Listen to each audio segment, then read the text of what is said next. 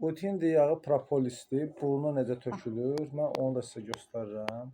Bir dəfə göstərmişəm. Dəfələrlə yazırsınız ki, bunu necə edirsiniz. Gəlin tökün bunu inşallah. 3 damcı tök. Bismillah.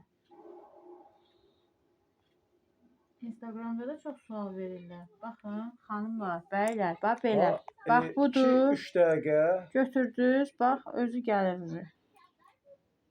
Sonra, yox, gətir. Bu High Morse Fronted mağaraların üzərində də tök. 2-3 damcı tök bura.